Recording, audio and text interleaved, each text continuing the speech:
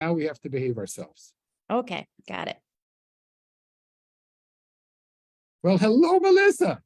Hello. So, Melissa Edwards, a person that I've been dying to meet for centuries. You have so many hats. You are a wonderful agent, even though you're not taking picture book authors at the moment. True. Yes, and you also have at least two businesses that I know about. Just the two. Yeah. And you also are a barbell thrower or something, or you were once. Yes. Kettlebells, but yes. Yeah. So when you get angry with an editor at some publisher, you say either publish this book or I'm going to throw a kettle drum at you. That would be something. Well, I hurt myself throwing all those kettlebells after a while. Actually, I'm going to the doctor today to hear about all the ways I hurt myself from weightlifting. But now if I get angry with an editor, I go on the spin bike and just let my feelings come out through spinning. It's a little bit cathartic for me, maybe not for the editors. Okay, so listen, I forgot to introduce myself. Happens all the time. I'm so excited to meet you. Hi, Melissa Edwards. Hello. Does anybody call you Mel? My parents do. Can I call you Mel? Sure, we're both Mels on this call. Yeah, you can call me Melissa, but that would be a first. Actually, okay, remind me to talk about Melissa. Mel as Melissa for a moment. But I have to introduce myself. In the meantime, I am Mel Rosenberg, and I am the host of the Children's Literature Channel of the New Books Network. You see, I remembered all that. That's a mouthful of a handful. And I'm here with the wonderful agent, Melissa Edwards.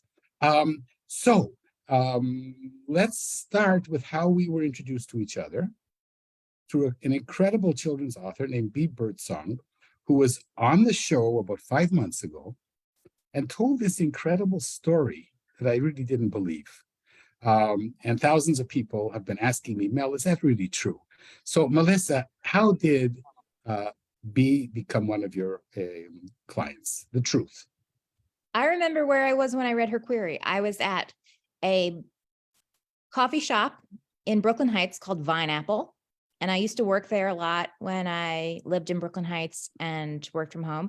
And it's really just an incredible little shop. And I read I Will Be Fierce while I was going through queries.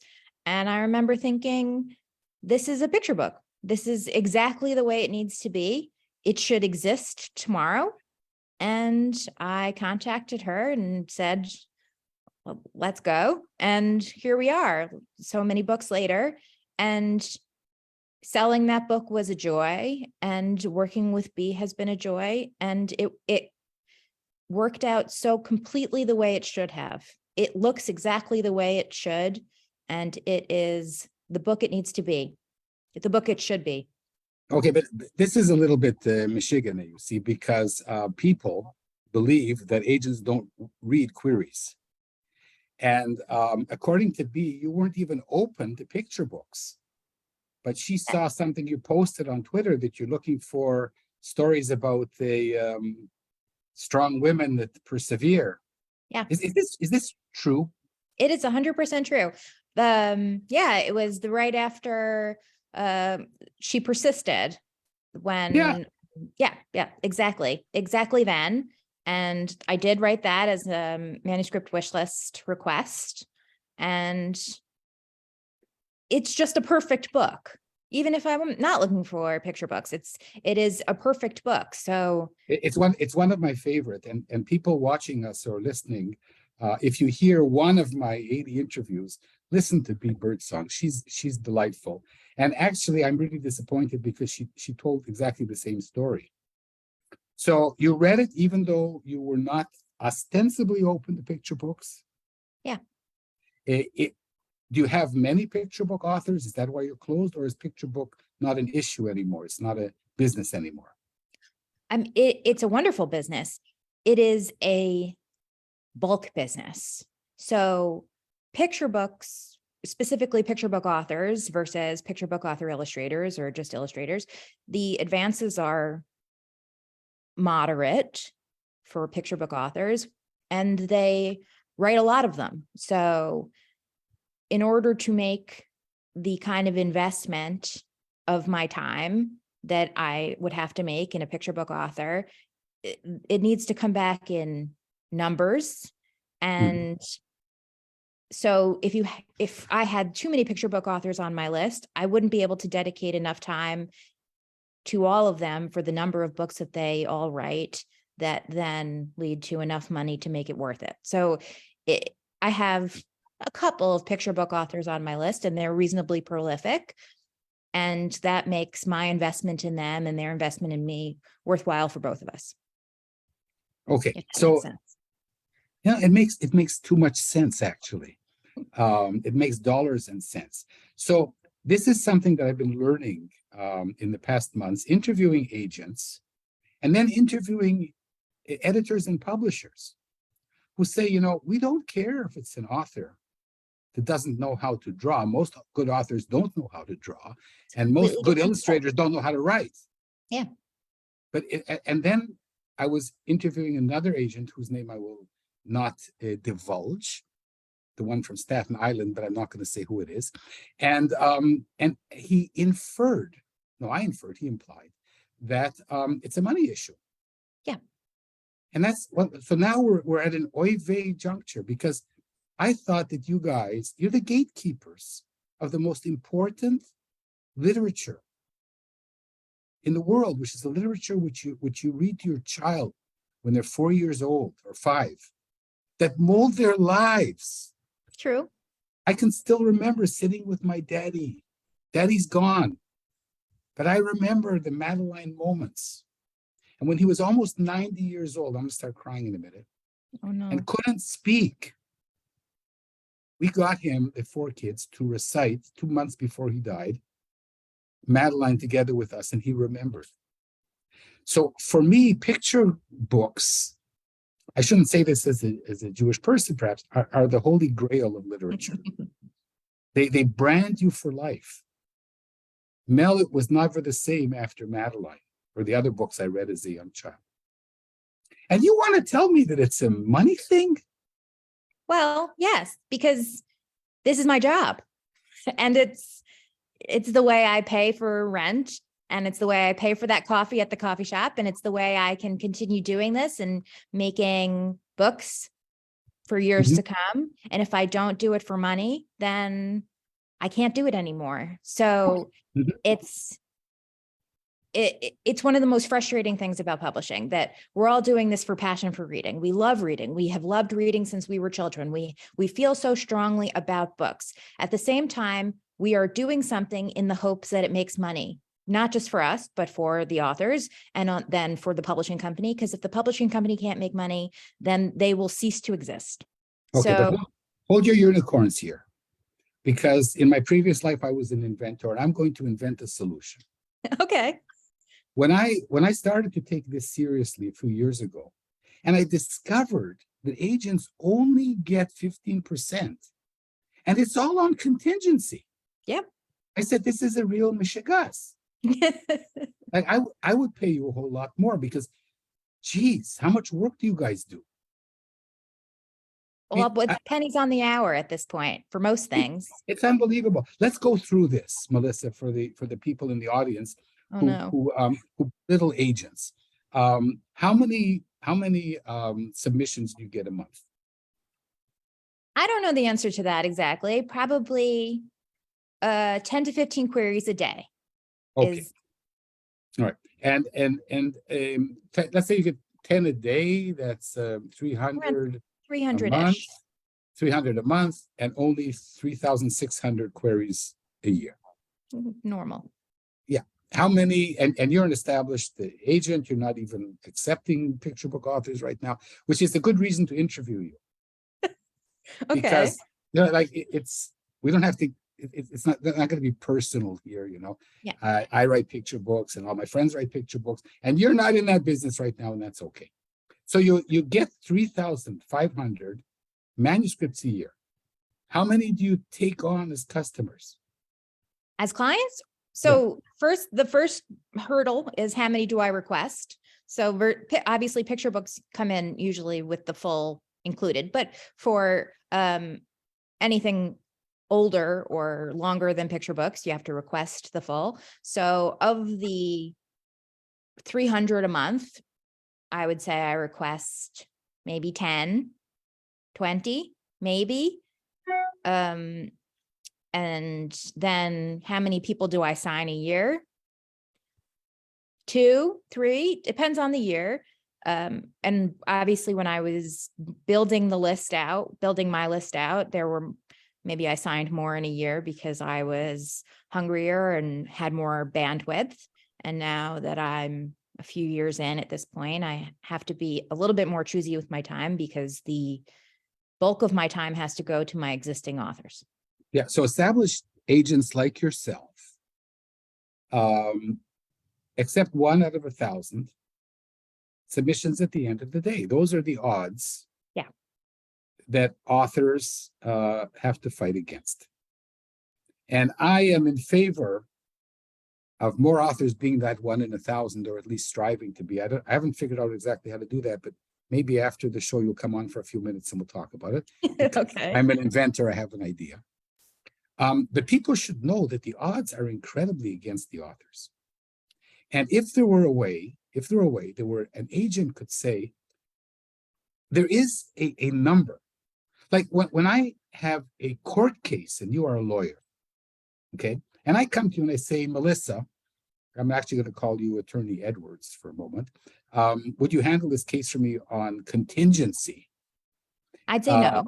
You'd say no. And if you were to say yes, if you're one of these Michigan lawyers, you would take between 1/3 and 1/2 of the money. True. But more likely, I would say, pay me a retainer and I'll work for you via hours. And if there is a reality in which agents could work on an hourly basis, but it would then be impossible for authors who do not have as much money to be signed. So one thing, that now you're talking something that can be solved. And I'm not going to tell everybody, I'll tell you afterwards. Okay. This is something I think about all the time. So this question, the fact that literary agents are unhirable. You can't open the new version of the Yellow Pages. You can't open the internet's version of the Yellow Pages and hire a literary agent, which is a fact that a lot of people find shocking.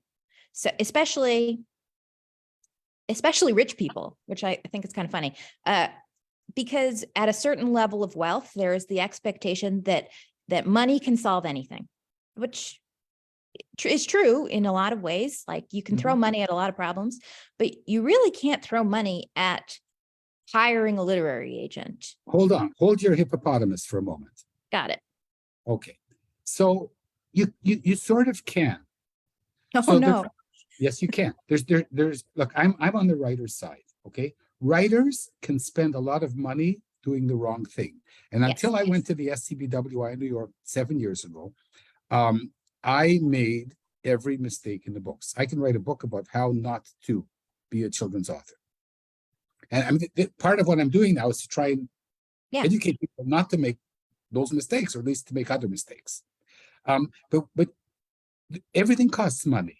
Yeah. If you, the SCBWI, the meetings cost a fortune. And I came from Israel. And if you want to critique, it's $120 for a few minutes. Yeah. And that's okay. And if you take a course, it costs money. The question is not about spending money, because it's like skiing. If you want to be a good skier, or a good tennis player, or golf pro, you have to take a lot of lessons. And you want to be a professional tennis player, professional golf player, with the 1 in 1,000, you have to take lots of lessons. Yes. But there's a lot of schmoes in the literary business that sell garbage to authors, or tell them, take our course, Twilights or whatever, and we'll make you a published author. Bullshit. The odds are 1 in 1,000. Agree completely. You can pay for access. You can pay for experience. You can pay for critiques, but the ability to actually lock an agent down who will say, I will take this out to publishers. I mean, maybe someone is taking money to do that, but according to the ethics I was taught when I got into the industry, we are not supposed to accept money for the services we offer. We can only accept money as commission. And as you said, it's not even 15% because we have to share it with our agency. So of the percentage that we get, it is a very small amount of money when you compare it to the amount of hours that are being spent. And so it is, in a certain way, it's a game, it's an investment game, and we're playing with risk. And there's a lot of time that it doesn't work out for both me and the author. And it's incredibly disappointing, not just for their future, but also because all that time is lost. The money that we spent together, that time is lost and it can't come back. But that is the choice I made in deciding to pursue this career. Okay, I hope you won't decide otherwise after our discussion. But No, I think so. I'm stuck. okay, but only the books that pay out and go into overtime are the ones that do it for you, for the agents, which makes it even harder for you to pick the winners. Much more is riding on your shoulders. But when you pick a winner, you want to pick a winner that's going to make money. So maybe not the literary classic, but something about Hanukkah or Christmas. And Comes once a year. yeah, and this is so the first thing that is the 15%. Like I personally think you deserve 25%. And that's what I think. No, not 70%. 25%. No, I said accepted at 25%. I'll take that.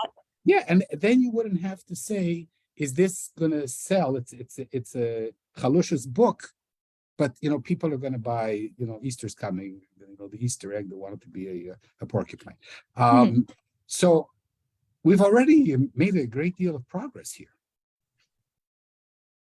It is, I mean, I would love if the industry standard became 25%, but in the way that editors compete for authors, agents also compete for authors in what is referred to as a beauty contest.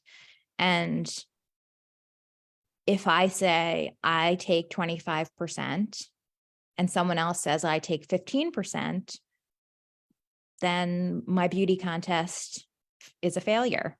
My admission to the beauty contest is a failure. So it would require a shift on a pretty large scale for the commission structure to change. Yeah, but you're a lawyer, and it could also be sliding. Like you could say, like what does a regular author get, not B?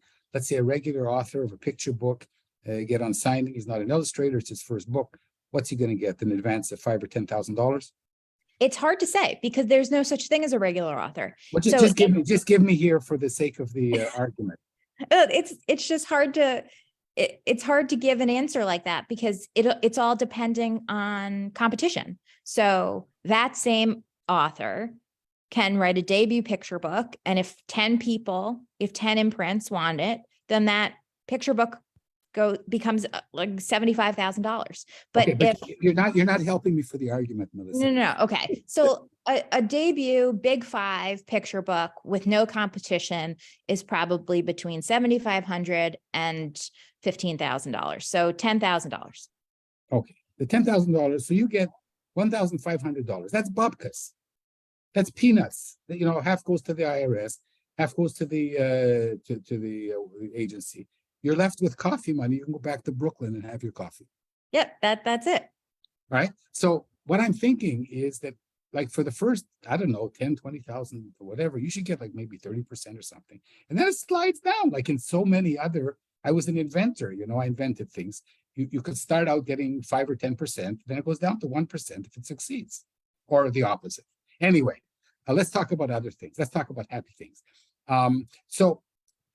Another thing that you do is that authors can come to you for advice. They can bring you a query letter, they can bring you a manuscript, and you will look at it. And many agents do this. And I think it's wonderful. Do the customers know that is not going to help them unless they're the 1 in 1,000 that you're looking for? So I do that through the Manuscript Academy. So I have technically I have three jobs. So I'm an agent, the predominant job. I do critiques through the Manuscript Academy, which is what you're just mentioning. And then I read contracts for unagented authors and for other agencies through my consulting business. But for the Manuscript Academy critique work, they are very clear that this is a critique, that this is not for representation. This is not a pitch. And yes, people misconstrue the appointment reasonably frequently, but everyone is as forthcoming with the fact that it is a critique as they can be. And I'm fairly confident that the work is beneficial, because after we've gone through a query and it's been revised, we hear from these authors that then the query is more successful, that they're getting full requests, and there is benefit. But yes, sometimes people do think it's a pitch. So it does happen. Okay. So I don't know anything about your other business of helping people with contracts. Yeah. But it is very, and I can tell you, I don't know whether I should say this, but I have a book coming out in 2 months, and it started because I had a legal thing with that publisher, which had nothing to do with my book, and that's how they got to know me through. That's a wonderful thing. Congratulations. That's fantastic. No, thank you. So let's talk about you now. You're a lawyer. You could be making a lot more money having people fighting each other and pugilamagous people. And you studied litigation. Just ask my father. Yeah, I could definitely be making more money. So what's the story? And I've read, I did some reading. I listened to a previous podcast. This one, of course, is so much better. And you started out in litigation, and you didn't like the fact that you had to represent people fighting with each other. Mel, give it to me straight. I was not good at it. Like, it just was not my skill set. It seemed pointless. And I just wanted to read novels all day, which is not great if that's not your job. So, I was a practicing attorney for like a minute. It just was not, it was not my thing. You articled, you went to law school. I did. Who paid I went to law school at Vanderbilt, and it's a great law school. Yeah, and who paid? Oh, well, my parents, I guess. Sorry to my parents about that. Do you have any words that you want to share with them now publicly?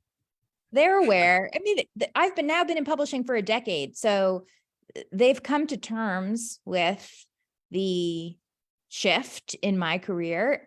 My grandfather, before he died, liked to grab my hand and say, "You reinvented yourself." And he was so proud because I was miserable and then I wasn't. So he was so proud of the fact that I made that choice. And I think also none of my family works in publishing. So there is. Are some of them lawyers? My father's a lawyer. My aunt is a lawyer. Everyone's a lawyer. But that's what I guessed. And they wanted you to be a lawyer. Yep. Or just because it's what they know and they could help me. I could be a Nepo baby in a very small way. But it didn't work for me. It wasn't something I saw for myself. And so in choosing to contact people in publishing, I was leaving everything that they know. I was leaving the industry that they were aware of and choosing to go off into the unknown. And it has come with a lot of risk. Like, as we just discussed, agenting is a huge risk, and making money in agenting is incredibly frustrating. But it's what I like. It's what I enjoy. And somehow I'm good at it. Don't get me wrong. This is what I teach all the young people. I have courses in how to be amazing in your life. And this is what I teach. Do what you do out of passion. I'm guessing, based on the books that I looked at from your website, I won't start asking you which are your best sellers. That's a cucumber question. but you've done well. Thank you. Looking back over 10 years. So you can say Nana Banana to whoever said, Mel, you're never gonna be a top agent. And who knows what the future holds in store. And this is what I teach young people: do what you're passionate about, for Pete's sake. And the funny thing is, my daughter, who's a top lawyer, complained all through law school. And I said to her, you don't have to be a lawyer. Study law and be something else. And then she turned the tables on me, and she's a lawyer. I'm happy that she enjoys it and she's good at it. She doesn't enjoy it. She's great at it. Oh, well, I'm happy she's great at it. Maybe she does enjoy it. She's going to listen to this, and this is going to be oy vey. I'm not going to talk about it anymore. Love you, though. I'm happy she found success doing something that she can be great at. I have a lot of friends who are still lawyers. I mean, a lot of my graduating class is not a lawyer anymore, but there are people in my life who are corporate lawyers. And even if they don't enjoy the work, they enjoy the paycheck and they enjoy the cachet that comes with being a corporate lawyer. And that is not the path I wanted. So I'm happy to be off of it. Sometimes I look at their lives and I think it would be easier to be reliant on a steady salary. And in that way, sometimes I feel like I have fallen behind, but this is the life I chose. So I'm happy. You are, I think, one of the people who decide what the world is going to read. I mean, yeah, wow. True. Thank you. Yeah. And, in Israel, we don't have agents, but America, it's very hard to sell a book to a big publisher if you don't have an agent. So you guys essentially decide what is going to get published and what not, even if you deny it. And I think that's wonderful. It's wonderful. Thank you. So now let's go back. So either tell me about your life as a child and your love of books, or did you just fall into this? You never read a book in your life and somehow you had an uncle or something. How did this start? So I always loved books, and sort of funnily, I read the same books as my father and my grandfather. So I read commercial thrillers, from franchise thrillers, from the time I was maybe 14, 15. And I used to write emails to Daniel Silva, and his wife, Jamie Gangle, would write back when I was a teenager. And I thought that was the coolest thing, like talking to an author or talking to his wife was so cool. And the way I got into publishing is I emailed Harlan Coben's agent, who is a very nice, cool, incredibly successful, incredibly just the ultimate agent, Lisa Urbach Vance. And she wrote back, which is wild. So, and I was just sort of like, I love Harlan Coben. I think his books are so addictive, and I've been reading them for years. And I think your job is fascinating. Would you ever talk to me? And she said yes. And so we spoke on the phone. And this is when I had already graduated from law school. I had been practicing for like 6 months, and I was really just in a dark, sad place. And they offered me a job as an intern. And I was like, I'm a lawyer. I really can't be an intern. I need to make money. And then, I don't know, like a week later, I was like, I guess I'm going to be an intern. And so I did it. And then sort of a month later, their assistant realized he wanted to be promoted to like manager of royalties, contract manager. And so they had an opening for an assistant, and that's how it all started. And that was in 2013. And here we are in 2023. That was and you managed some backlists? Yeah, I managed the backlist. And then I'm reminding you of your biography as we go. Yes. Well, because the backlist at the Aaron Priest Agency is enormous because they've been around for so long. And Aaron had a list going back to the 70s and 80s. And then I started doing their foreign also. So I started doing foreign for David Baldacci, another franchise thriller author who I love. I'm actually currently reading a Baldacci book in audio because I still love those books. Those are the books I grew up with. And it's funny to imagine a teenage girl listening to like assassin, international spy thrillers, but they were the books that my dad loved and they were the books that my grandpa loved. And so for me, they were my books. I And have this, I have, I have this theory, Mel. I love calling you Mel. I should do that more often. I have this theory that we end up writing or loving or agenting according to our own emotional child. So I write picture books because basically, if you haven't figured that out yet, I'm a 5-year-old. So and your what do you call it in English? Your sweet spot is teenage books, right? I have done YA. I don't do as much YA anymore. So I think where's your sweet spot?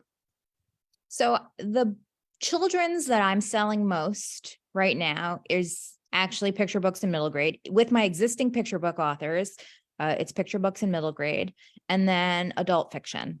So I did YA for a little while.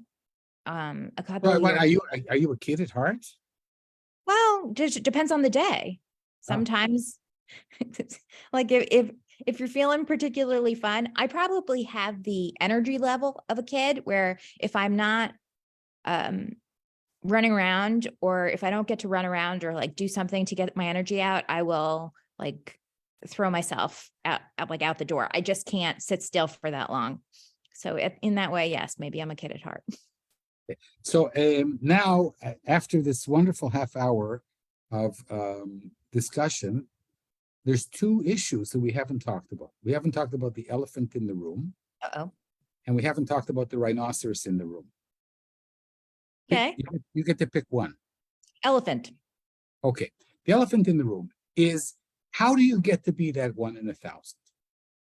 How do you get to be that author that Mel Edwards, I love it, says, this is the one? Is there a way to get there? The odds are so incredibly small. It's luck and timing. In the same way that everything in life is luck and timing.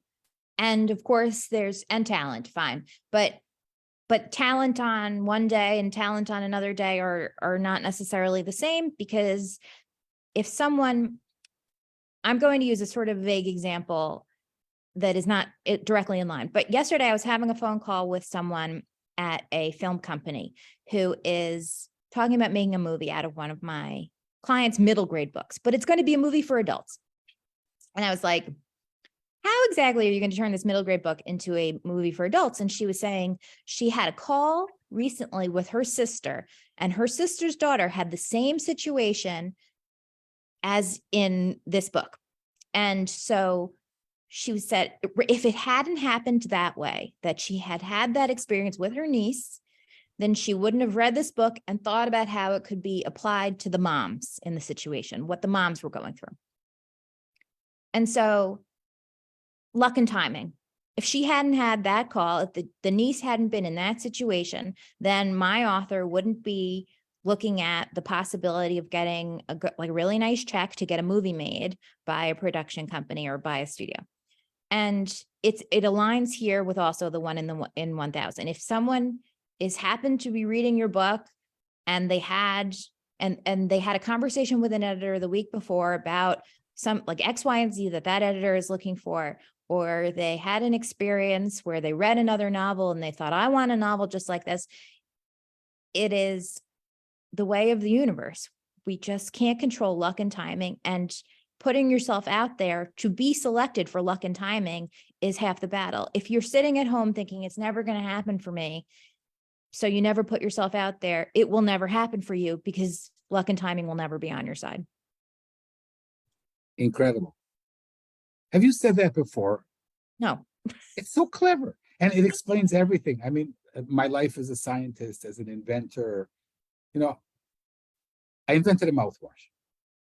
The only reason that the first guy who manufactured the mouthwash was because he had 10,000 empty bottles that he was going to throw out. He said, you know what? I don't want to throw 10,000 bottles. I'll fill it with your crap. And that's how a huge international project started. So it's not only children's and adult books, and it's almost everything. Right? And that's incredible. And who you marry, and it really is. And I think for a lot of people, it can feel really frustrating because you can't control it. And that lack of control can be really demoralizing. Like the inability to know how to make it work exactly. And I feel for them completely because I feel the same way about pretty much everything. It's like, if I can't control it, I hate that.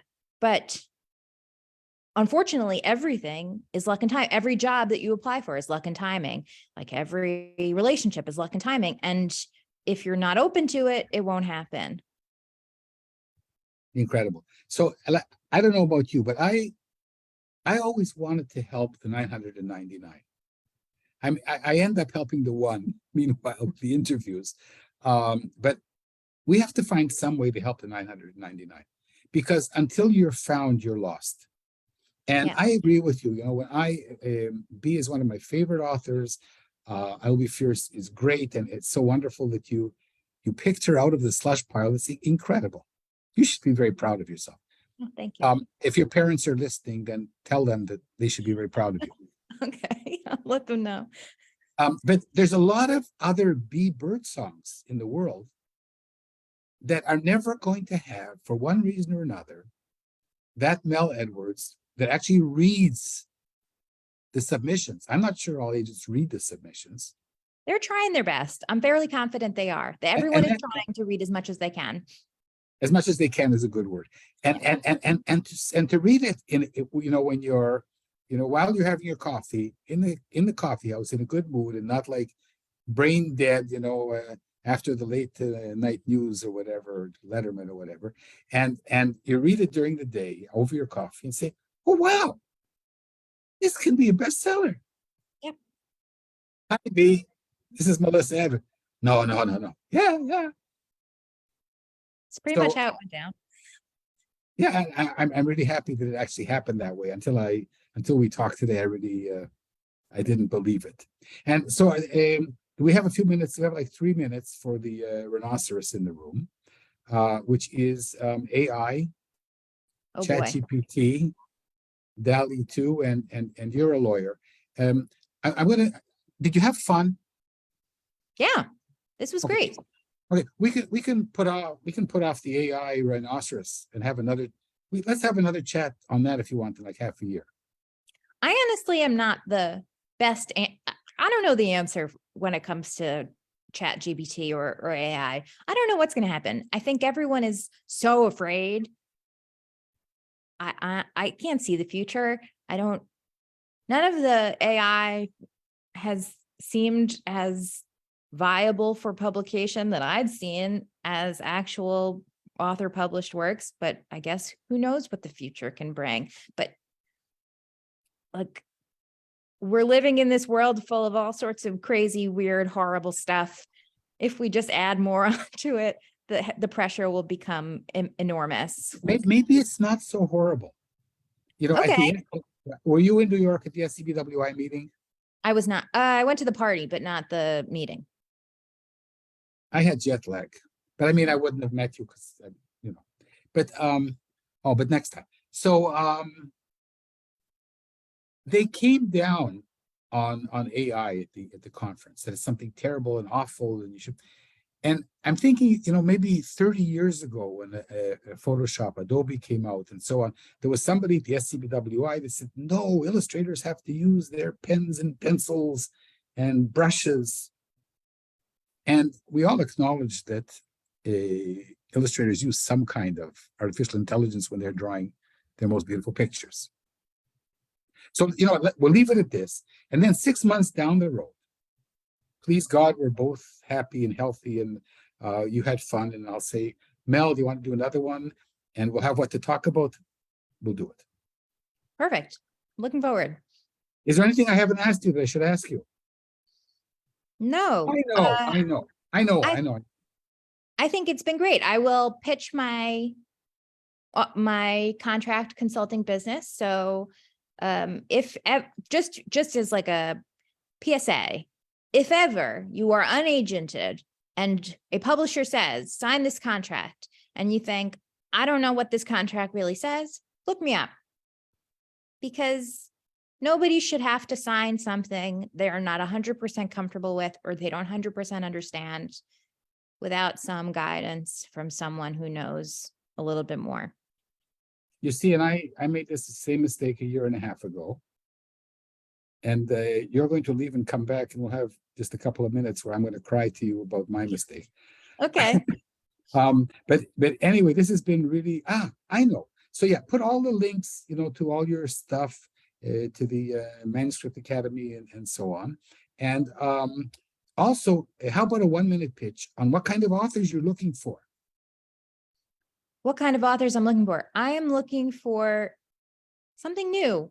It honestly, I won't know it until I see it. I'm looking for someone who has a big hook and can give the pitch for their book in under a sentence or two and can really surprise me with new and fresh plot. And I'm a plot-based reader, and that is really what gets me. And that's really what is going to break through the noise when it comes to coming to an agent and then getting to an editor, is being able to distill your plot down to a sentence or two and make it sound really big. The opposite of a big hook is something that's quiet. And unfortunately, it feels really hard to sell quiet books at the moment. So just big hooky concepts for all age groups. All age groups? I mean, as I said, picture books are pretty hard because it has to be a long relationship where we both make a lot of money for a long time. But for middle grade, probably less YA, and then for adult. Wonderful. So Melissa, Mel Edwards, this has been marvelous. Thank you. And we are going to, first of all, I'm going to thank the New Books Network for letting me host the Children's Literature channel, which is a little bit weird because I founded the channel. So, but that's whatever. They may fire me. They may fire me. They could fire me. I'm sure they then I would need you for the contract, which I don't have. So Mel Rosenberg, founder and host of the Children's Literature channel, and I have been interviewing the megastar agent, Melissa Mel Edwards, and we've talked about almost everything in publishing, and probably we'll forget, and then maybe 6 months later we'll do another interview. Thank you so much for having me. You kidding? I dreamed about it. So you're going to go out and come back. We're going to say goodbye to our audience. And hopefully there is an author somewhere in the world who's going to write to me half a year from now and say, I found Melissa Edwards after your podcast. Yeah. It's been great. So we're going to leave and come back. Okay. Bye, everyone. Bye, everybody. Thank you so much.